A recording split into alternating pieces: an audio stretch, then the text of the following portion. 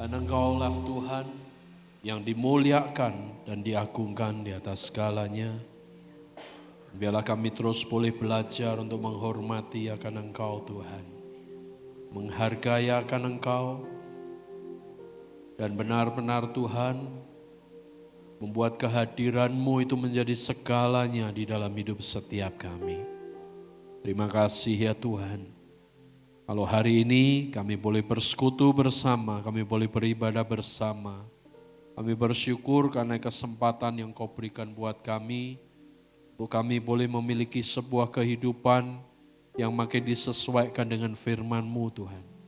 Supaya hidup setiap kami akan berakhir kepada kesempurnaan, sesuai dengan apa yang Kau sudah agendakan di dalam hidup kami.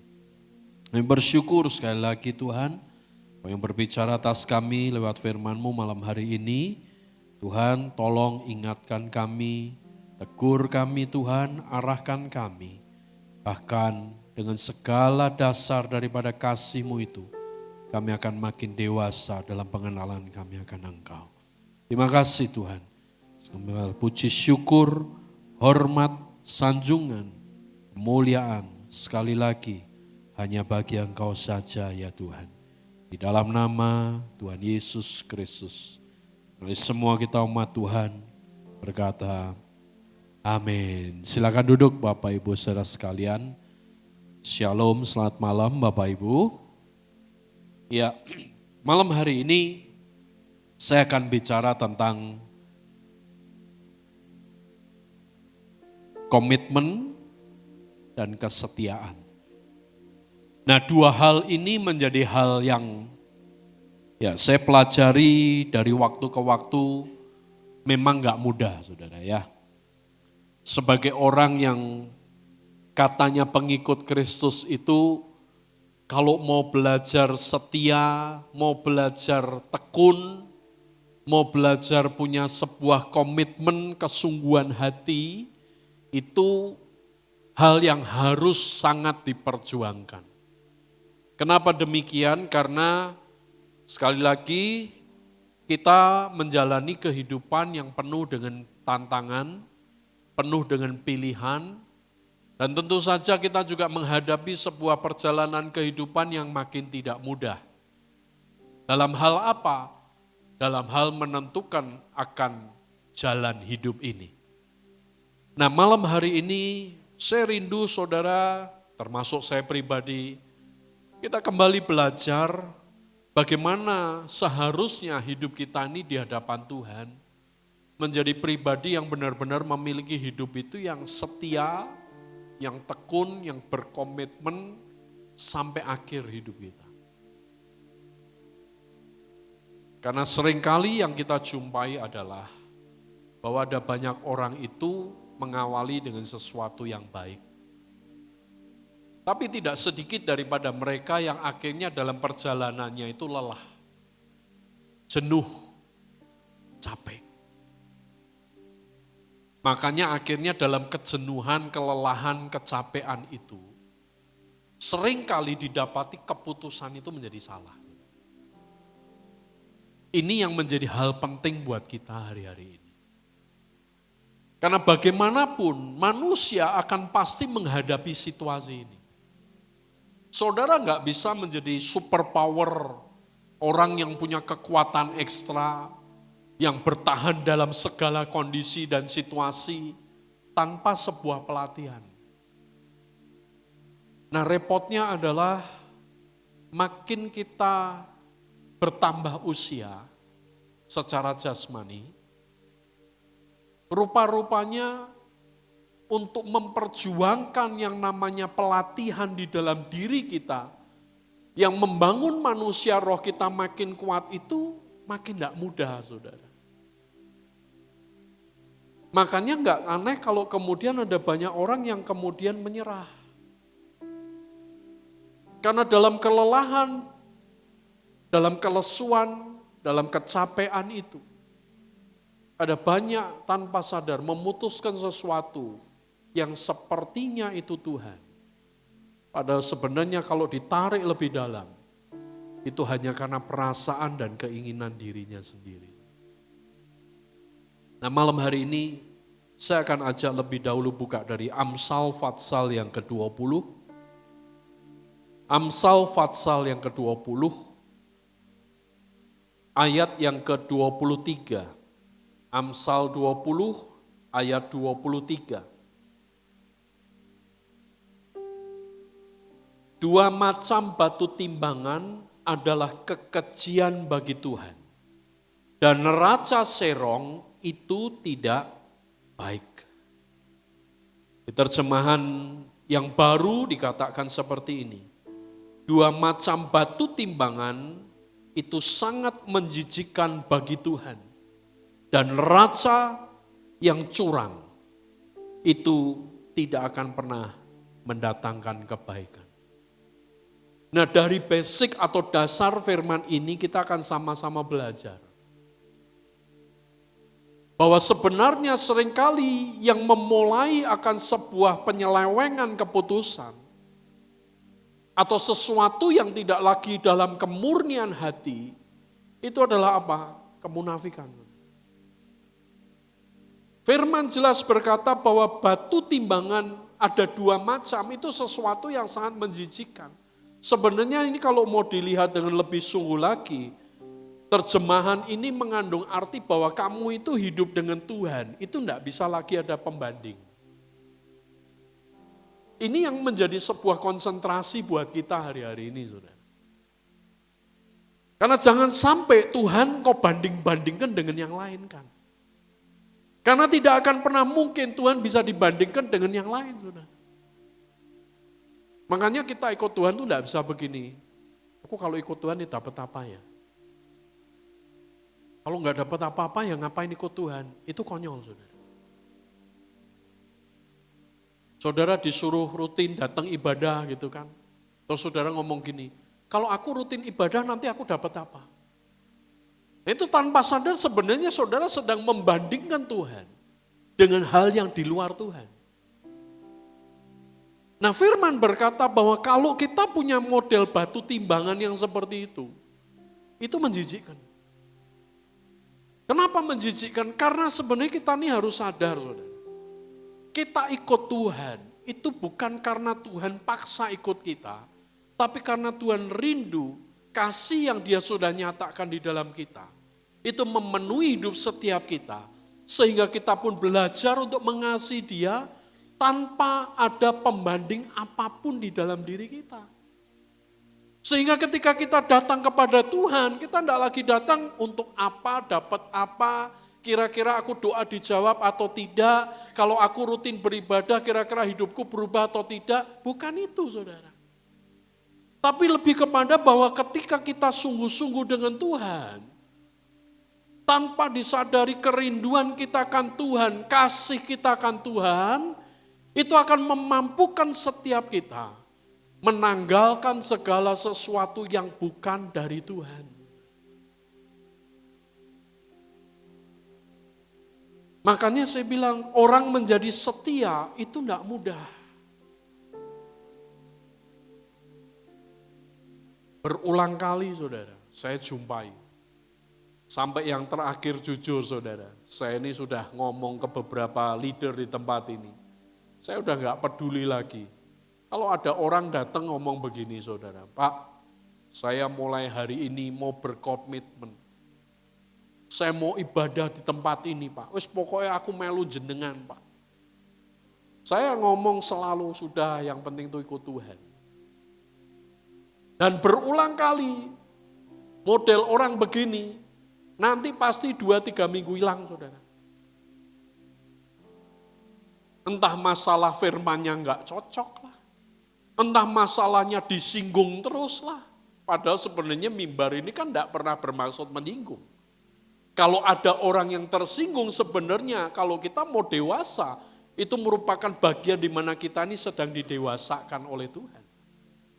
Dan menyatakan bahwa Tuhan sebenarnya mengasihi kita. Nah kenapa saya tadi memberikan contoh seperti itu? Kadang-kadang orang itu ya berapi-api di awal, saudara.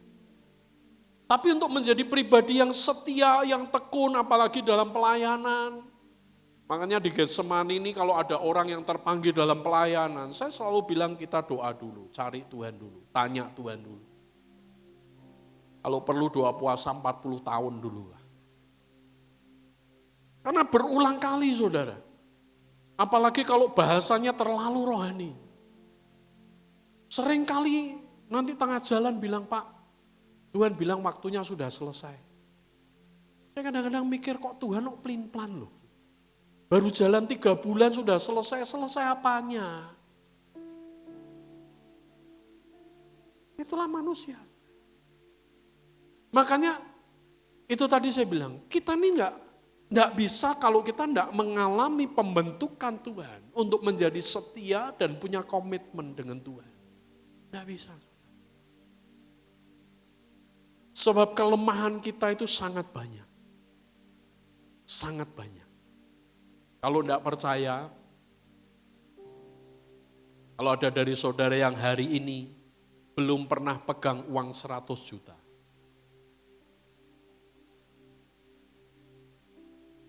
Tiba-tiba saudara dapat uang 100 juta.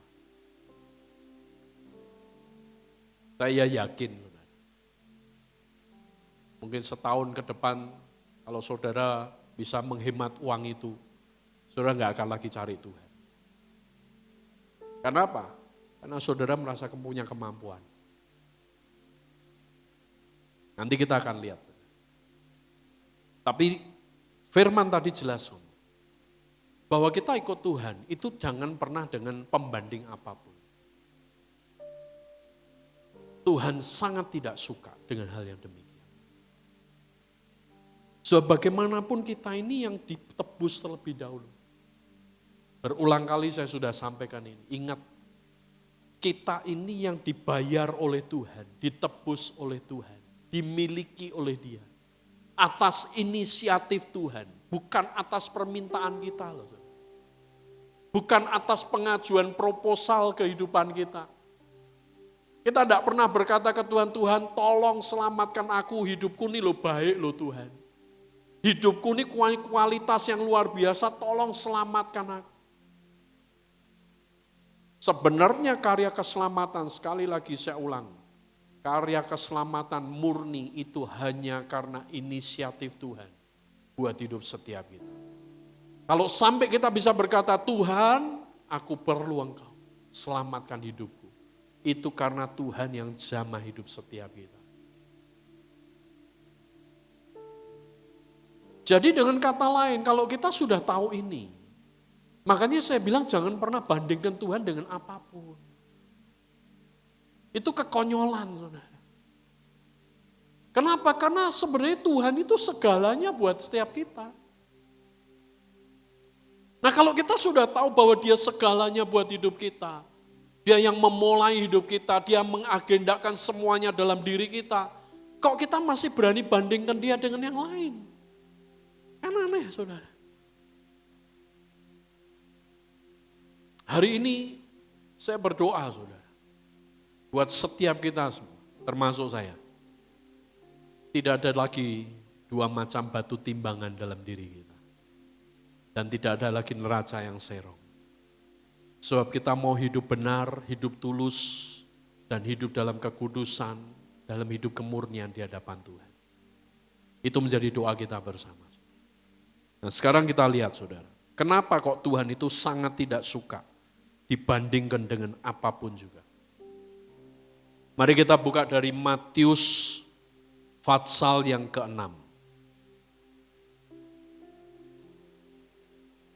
Matius pasal yang ke-6.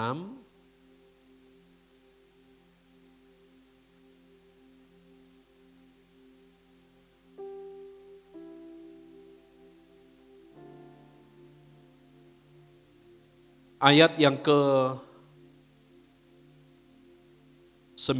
saya akan mulai bacakan. Janganlah mengumpulkan harta bagi dirimu di bumi, di mana ngengat dan karat merusaknya dan pencuri membongkar serta mencurinya. Namun kumpulkanlah bagimu harta di surga yang tidak rusak oleh ngengat dan karat dan pencuri tidak membongkar serta mencurinya. Sebab di mana hartamu berada, di situ juga hatimu berada. Sampai di sini dulu saudara. Ingat, firman jelas berkata, di mana hartamu berada, di situ hatimu berada. Nah, kalau kita baca di ayat sebelumnya tadi, sudah sangat jelas. Pesannya adalah bahwa Tuhan mau kita mengumpulkan harta di surga. Apa itu harta di surga? Harta di surga itu adalah bicara tentang karakter yang rusak dipulihkan. Watak yang bobrok dihanguskan dan digantikan dengan sesuatu yang baru. Temperamental yang carut-marut, yang gak kuruan, yang amburadul ditanggalkan, digantikan dengan sesuatu yang ilahi yang dari Tuhan. Itu yang menjadi harta di dalam hidup setiap kita. Sebab ketika kita pulang ke surga, yang ditanya oleh Tuhan, yang dicari oleh Tuhan, bukanlah harta dunia yang kita miliki, yang kita terima hari ini. Tetapi hidup ini yang selalu diperbarui dan diubahkan di dalam Tuhan. Firman Tuhan kemarin hari Sabtu, saya sharing tentang jalan yang sempit. Dan tidak ada banyak orang yang menuju ke sana. Orang yang mau lewat jalan yang sempit harus menanggalkan semua hal yang duniawi, supaya masuk dalam yang namanya kesempurnaan. Nah, di bagian ini kita mesti ngerti, yang dinanti Tuhan di dalam hidup setiap kita adalah sebuah kehidupan yang ketika Tuhan lihat pada akhir hidup kita, Tuhan berkata, hai hambaku yang taat dan setia. Kenapa kok kata taat dan setia itu menjadi penghujung akhir dalam hidup kita? Karena di dalam ketaatan dan kesetiaan yang sesungguhnya itu, kemurnian hati, ketulusan hati, itu didapatkan. Nah, terlebih dahulu kembali kita lihat. Jelas firman berkata bahwa kamu tidak benar atau tidak diingini untuk mengumpulkan harta di bumi. Karena ada ngengat, ada karat, ada perusak, ada pencuri yang akan membongkar, ada mencurinya. Tetapi harta yang kita harus kumpulkan adalah di surga yang tidak rusak dengan segala sesuatunya. Tadi saya bilang itu bicara tentang bagaimana hidup yang diperbarui, karakter yang diubahkan, dan itu sebenarnya tidak akan pernah bisa dirusak oleh apapun. Kalau kita memang punya sebuah kehidupan yang mengalami akan transformasi, perubahan kehidupan. Lebih lanjut saudara, mata adalah pelita tubuh, dan jika matamu baik teranglah seluruh tubuhmu, dan jika matamu jahat gelaplah seluruh tubuhmu. Jadi jika terang yang ada padamu itu menjadi gelap, betapa gelapnya kegelapan itu. Tak seorang pun dapat mengabdi kepada Tuhan, sebab ia akan membenci yang seorang dan mengasihi yang lain. Dan ia akan setia kepada seorang dan tidak mengindahkan yang lain. Kamu tidak dapat mengabdi kepada Allah dan kepada Mamon. Ayat yang ke-22, 23 bicara tentang bagaimana kehidupan ini yang memiliki sebuah impartasi. Kehidupan yang memiliki sebuah dampak.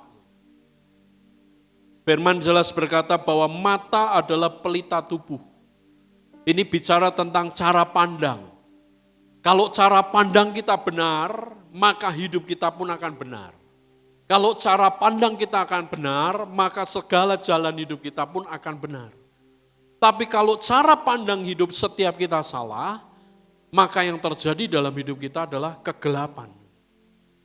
Nah, untuk bisa benar caranya bagaimana? Tidak ada cara lain kecuali kita kembali kepada kebenaran firman Tuhan yang sesungguhnya. Ini yang membuat setiap kita seharusnya bisa dimampukan oleh Tuhan.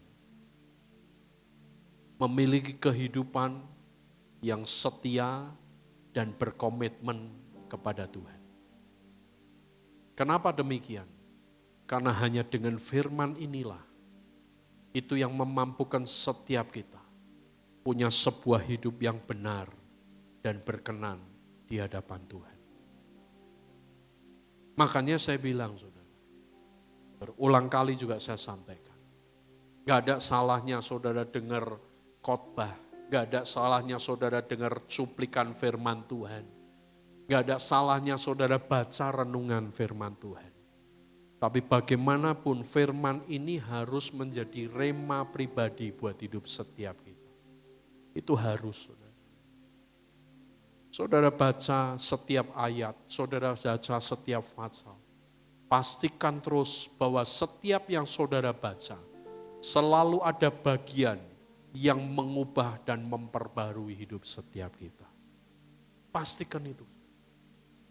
Karena dengan begitu, kita bisa jadi setia dengan Tuhan. Tapi kalau kita gampangin firman, ya gak gampang bisa ikut Tuhan dengan setia. Saudara. Karena apa? Karena kita nggak pernah mau ikuti apa yang menjadi tuntunannya di dalam diri kita. Orang kenapa bisa nggak setia? Ya tentu saja kalau firman nggak kuat di dalam dirinya akan sangat mudah tidak menjadi setia.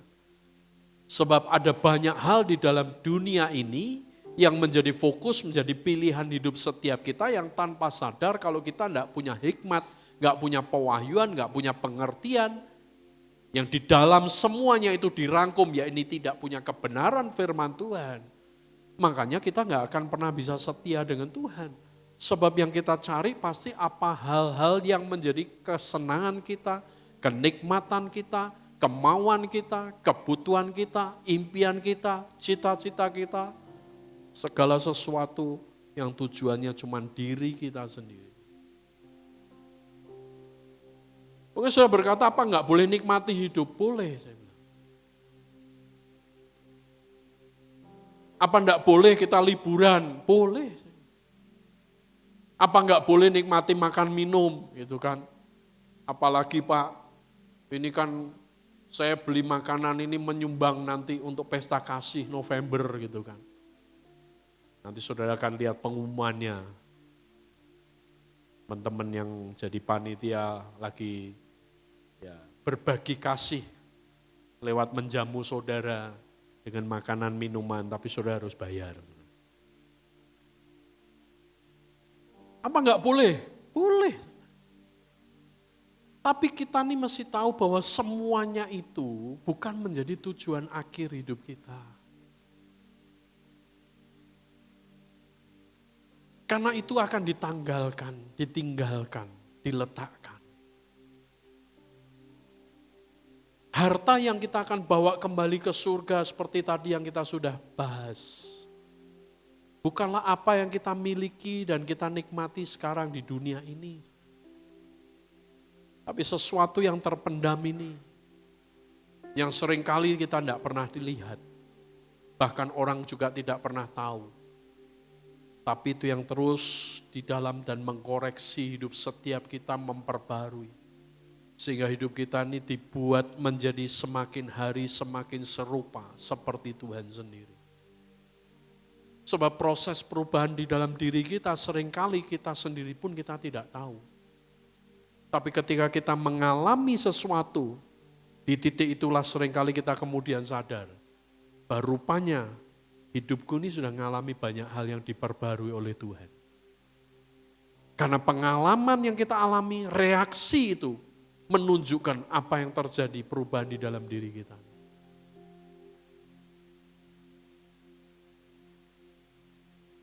Jika matamu baik, teranglah seluruh tubuhmu, dan jika matamu jahat, gelaplah seluruh tubuhmu. Jadi jika terang yang ada padamu menjadi gelap, betapa gelapnya kegelapan ini. Dan ini yang kita akan fokuskan di bagian ini, saudara. Tak seorang pun dapat mengabdi kepada dua tuan, sebab ia akan membenci seorang dan mengasihi yang lain. Atau ia akan setia kepada seorang dan tidak mengindahkan yang lain. Kamu tidak dapat mengabdi kepada Allah dan kepada Mammon. Ingat saudara, di Amsal tadi kita baca bahwa Tuhan tidak suka ada pembanding di dalam diri kita. Dan di bagian ini lebih tegas, lebih jelas lagi, Bagian kalimat terakhir dikatakan bahwa kamu tidak dapat mengabdi kepada Allah dan kepada Mammon. Kamu tidak bisa setia kepada dua Tuhan.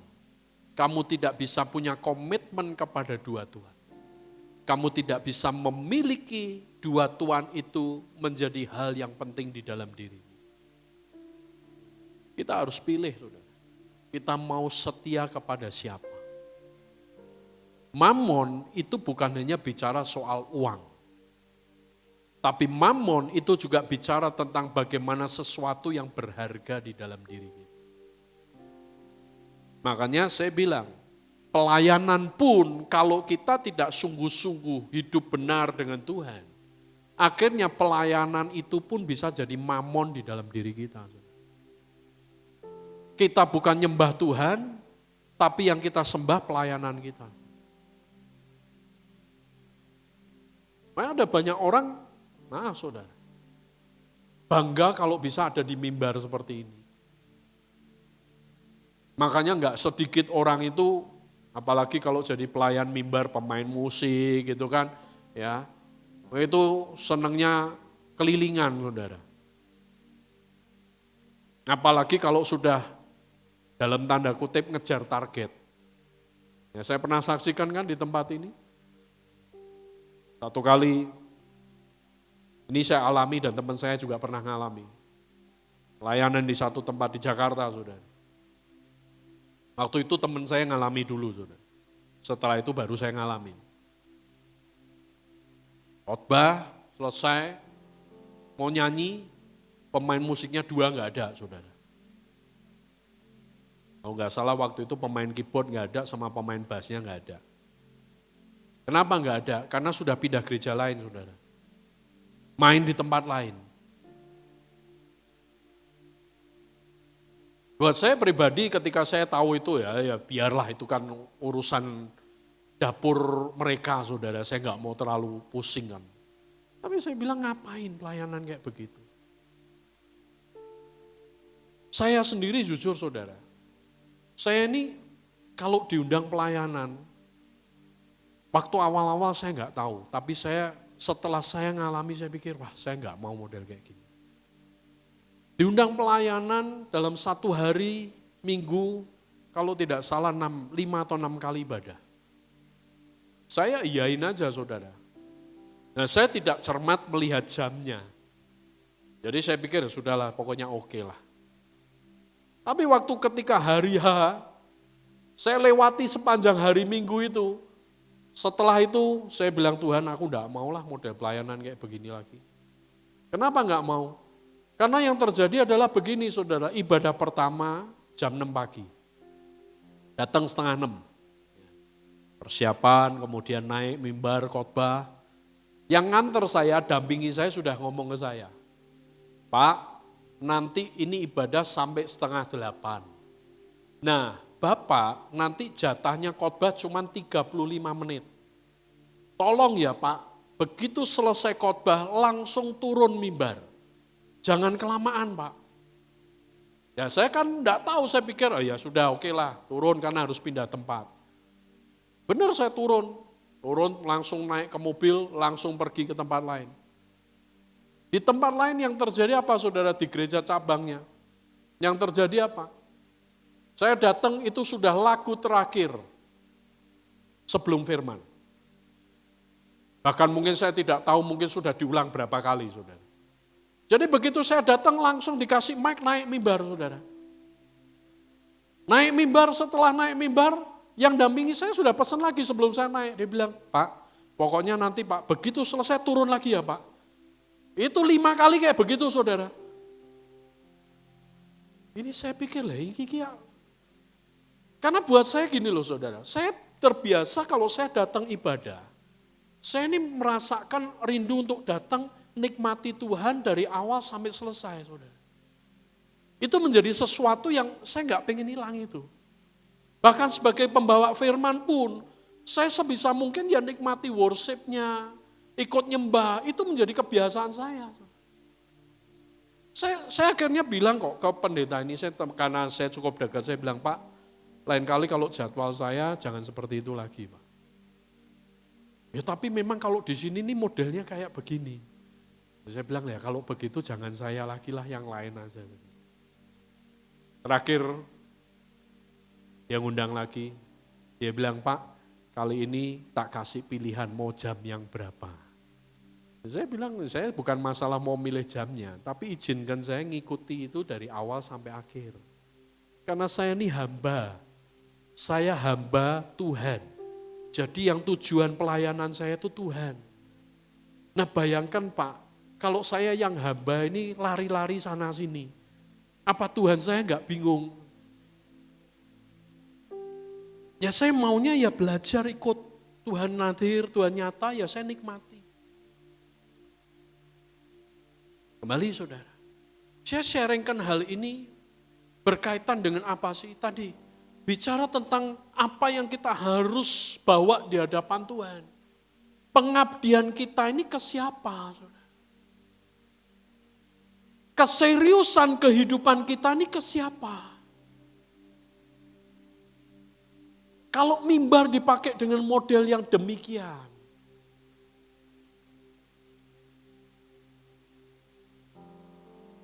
apa gunanya itu di hadapan Tuhan?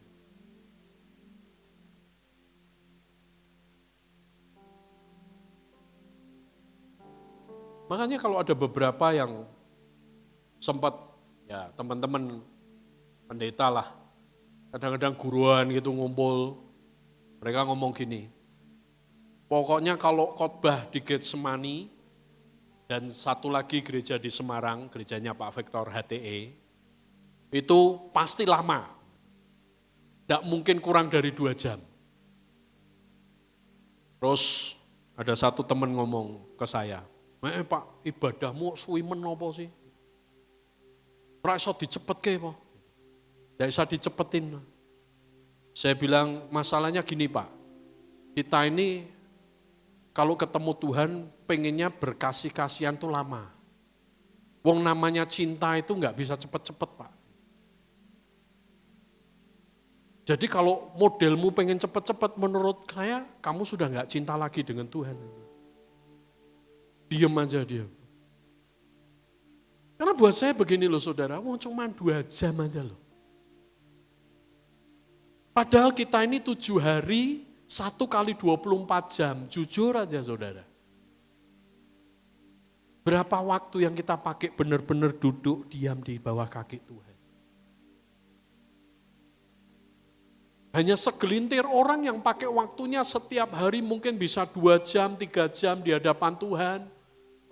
Saudara mungkin ngomong, Pak, itu pengangguran Pak. Oh bukan saudara. Saya tahu ada beberapa teman pengusaha, mereka sungguh-sungguh dengan Tuhan. Ada seorang ibu senior, udah tua. Saudara. Dia tidak akan pernah keluar dari ruang kamarnya sebelum dia 2 jam berdoa setiap hari. Dan itu dia lakukan sejak dia bertobat sampai hari ini. Dia tidak mau diganggu oleh siapapun. Bahkan ketika dia sampai di kantornya pun, dia selalu ambil waktu untuk dia doa. Dia cari Tuhan.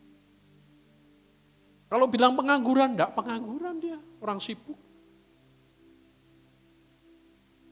Tapi dengan pencariannya dia akan Tuhan, hidupnya ini melekatnya ke Tuhan. Jadi mau ada badai apapun, saya tanya, di mana pabrik dan lain sebagainya. Dia bilang ya pokoknya asal kita ini percaya Tuhan yang akan atur semua. Semua orang omset turun, yang penting pokoknya aku makin cari Tuhan. Nanti justru Tuhan yang kirimkan buyer. Itu pembuktiannya. Makanya kembali saudara, ayo belajar setia dengan Tuhan. Kenapa kok kita ini perlu setia, saudara? Saya pernah ngomong di waktu mungkin beberapa minggu yang lalu, di ibadah minggu ini kalau tidak salah, saudara. Coba sekarang kita berkaca, kita lihat diri kita sendiri. Betapa kita ini kan kadang-kadang ya kurang ajar sama Tuhan gitu kan. Kadang-kadang ya sembrono, kadang-kadang ya seenaknya, kadang-kadang ya semau gue, ya kan? Mungkin ada yang mutungan gitu kan. Sedikit-sedikit marah sama Tuhan. Ya kan? Doa enggak dijawab, marah. Ya kan? Nanti dikasih jawaban enggak sesuai, marah. Pokoknya apa-apa komplain terus ke Tuhan. Ada enggak? Ada, saudara. Ada. Bahkan banyak yang model gitu. Pokoknya Tuhan tuh rasanya salah terus. Jadi mungkin karena ini suami istri, ya, dia suami disalahin istrinya terus gitu ya saudara. Jadi ketika ketemu Tuhan tuh nyalain Tuhan terus gitu saudara. Karena nyalain istri gak berani saudara. Tapi ada gak? Ada. Pokoknya ngeluh terus sama Tuhan, ada gak? Ada. Tapi coba dengan semua keberadaan kita itu, kok sampai hari ini Tuhan gak ninggalkan kita tuh? Tuhan gak ngomong gini, jelei tenan uripmu lele. Bosankan banget hidupmu ini. Enggak tuh. Ayo jujur. Ada saudara yang doa ketika pagi-pagi doa terus Tuhan ngomong, memang hidupmu tuh membuat aku sengsara, ada? Enggak ada toh. Tiap kali kita menghaturkan apapun, ngomong apapun, ngoceh apapun di hadapan Tuhan, dia tetap didengar tuh sama Tuhan.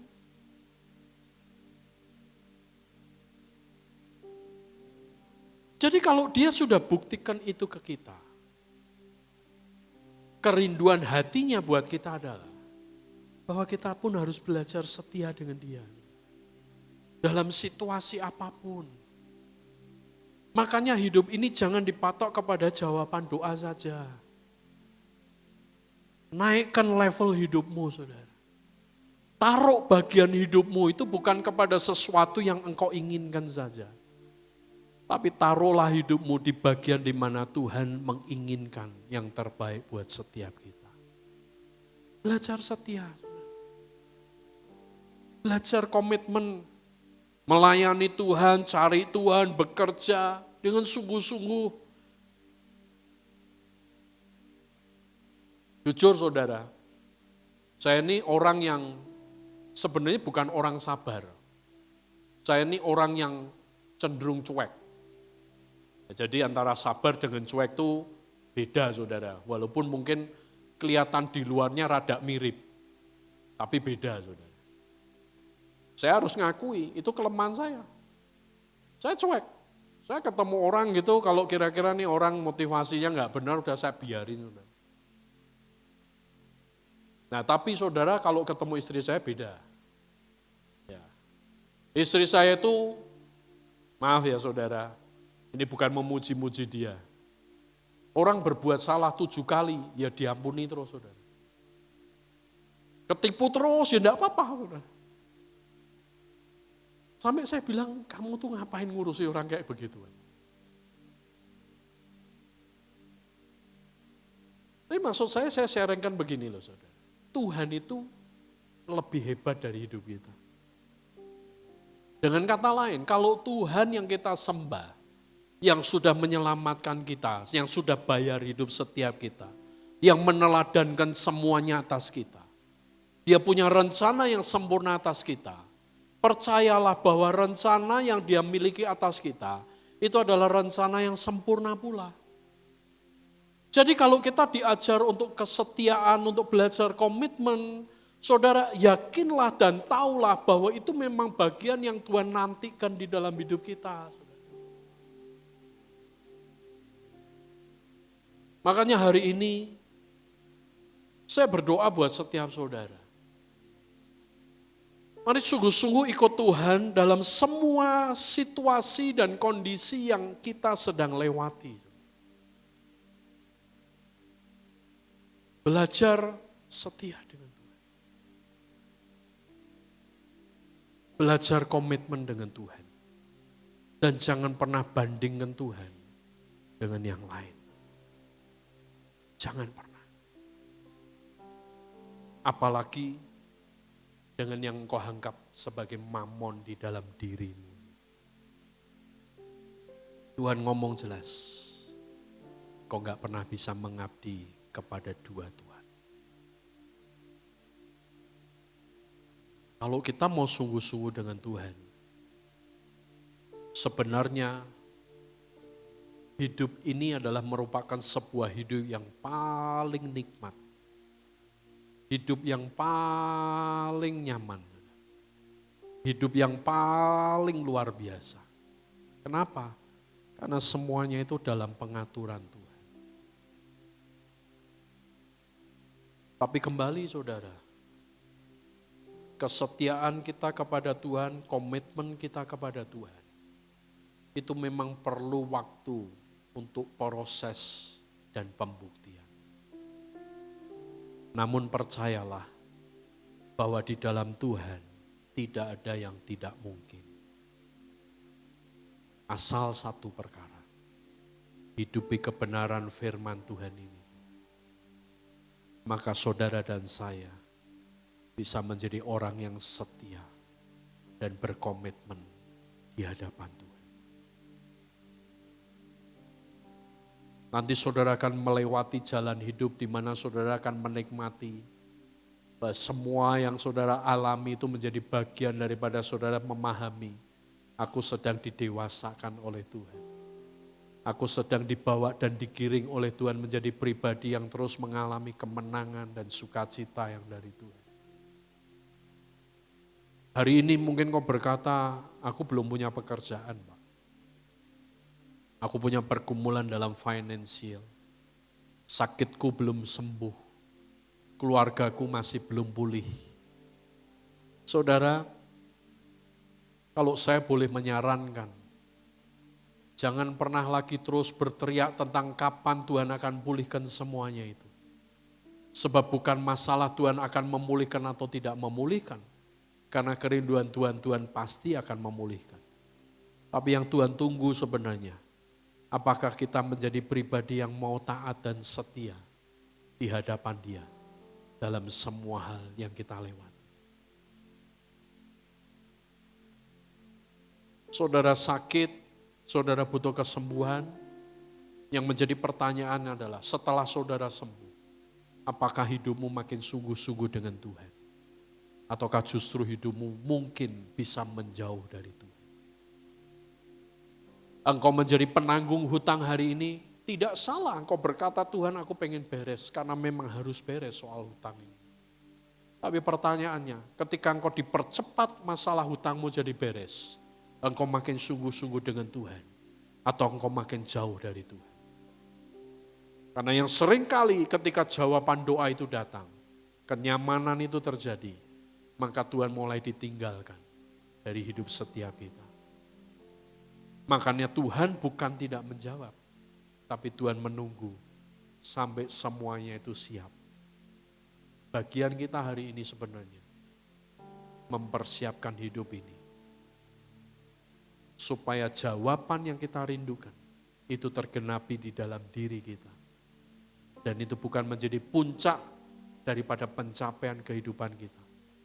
Tapi kita dapat berkata, Tuhan, bila Engkau beri kesempatan aku sekali lagi, hidupku dipulihkan, masalah finansialku beres, aku mengalami kesembuhan dalam sakitku, pergumulan dalam keluargaku dipulihkan, izinkan aku punya komitmen Tuhan, untuk aku belajar setia dengan Engkau, sampai akhir hidup. Tolong aku Tuhan, mampukan aku. Sebab buat Tuhan, buat mujizat itu sangat mudah. Tapi yang selalu Tuhan nantikan adalah inisiatif dari hidup setiap kita untuk memiliki sebuah keputusan dan pilihan seperti yang Dia inginkan. Tapi jujur, seringkali keputusan dan pilihan seperti yang Dia mau, itu sesuatu yang sangat sulit untuk kita katakan dan kita langkahi dan kita kerjakan. Tapi dalam anugerah Tuhan, percayalah, Tuhan selalu beri kemampuan buat hidup setiap kita. Kalau kita mau sungguh-sungguh dengan Dia. Percayalah saudara, pengabdian kita kepada Tuhan tidak akan pernah sia-sia. Saya akan akhiri dengan satu sharing kesaksian hidup saya pribadi yang saya lihat dalam beberapa waktu terakhir ini, saudara. Dan itu merupakan penggambaran di mana sebenarnya kita akan tahu bahwa Tuhan kita itu luar biasa. Saya sebagai seorang ayah, saya ini belajar untuk membangun komunikasi terus dengan anak saya. Baik yang laki atau yang perempuan. Nah, anak saya yang laki ini, dia itu kalau dicari bukan enggak ketemu atau apa enggak, cuman itu misalkan di WA gitu ya saudara. WA-nya siang gitu ya, nanti jawabnya bisa kadang-kadang sore gitu. Di WA malam gitu, sekali jawab, di WA lagi bisa ngilang saudara. Besok pagi baru jawab. Ya memang itu dia gitu lah saudara. Nah anak saya yang perempuan, itu pokoknya tiap kali saya WA pasti dia jawab. Terus, nah yang saya pelajari itu adalah begini saudara. Satu kali, anak saya yang perempuan ini, dia ngomong gini, Dad, jadi itu loh apa-apa nanya terus gitu kan. Ya saya pengen tahu karena, ya bukan karena dia anak perempuan saudara, cuman kadang kalau dia pergi, saya tuh selalu nanya, Dek sampai mana? Ya, sudah makan belum? Kalau nonton ya saya nanya, nontonnya yang ikut nonton rame atau enggak gitu kan. Ya habis nonton kamu makan apa, itu saya memang sering kali tanya. Nah mungkin dia itu satu titik dia bilang, dia mungkin merasa, ini bapaknya kok tanya terus gitu kan. Jadi dia bilang, apa-apa kok ditanyain sih Dad. Ya saya cuma bilang, ya kan pengen tahu namanya orang tua tuh kan punya anak. Ya kan pokoknya aku tuh pasti aman lah, dia bilang gitu. Iya aman, tapi kan paling tidak kamu ada komunikasi kan jauh lebih baik. Setelah saya ngobrol begitu ya saudara. Tiba-tiba Tuhan tuh ingatkan saya. Dia bilang begini, pernahkah kamu sadari bahwa sebenarnya hatiku dengan dirimu itu seperti itu? Aku ingin selalu tahu apa yang terjadi dalam dirimu. Aku ingin ngerti apa yang kau alami. Aku ingin ngerti apa yang kau sedang hadapi. Bukan karena aku tidak tahu. Tapi karena aku ingin ada komunikasi, ada hubungan, ada kedekatan. Di situ saya merenung, ya Tuhan ya. Saya seorang ayah yang banyak keterbatasan, banyak kekurangan, banyak kelemahan. Selalu pengen tahu kok anak saya ini lagi ngapain. Bahkan anak saya yang laki pun saya selalu juga tanya, Sam hari ini ngapain? Kamu kemana aja? Gitu kan. Kadang-kadang sampai urusan makan saya tanya saudara. Ya, tapi saya tuh keponya sama anak saya aja, yang lain saya nggak kepo saudara ya. Cuma anak saya bilang, ngakain, tadi nyobain makan ini Pak, enak gak Sam? Saya tanya gitu. Nah kembali saudara, sebenarnya Tuhan pun ingin mengalami hal yang demikian dengan kita. Makanya kita ini dituntut, diinginkan menjadi orang yang setia dengan Dia. Supaya apa sih? Supaya kita punya komunikasi terus dengan Dia. Ada sebuah kabar, ada sebuah informasi, ada sebuah intensitas komunikasi yang terus makin kuat. Karena dengan itu saudara, percayalah, saudara tidak akan lagi fokus kepada yang sementara. Tetapi fokus hidupmu kepada hal yang kekal, yang Tuhan sudah tetapkan dalam hidup setiap kita. Oleh karena itu saya berdoa hari ini, lewat sekali lagi perjamuan kudus yang sebentar kita akan terima, kita makin menginginkan Tuhan dalam hidup setiap kita. Dan kita belajar untuk setia dengan Dia. Mari tutup Alkitab saudara.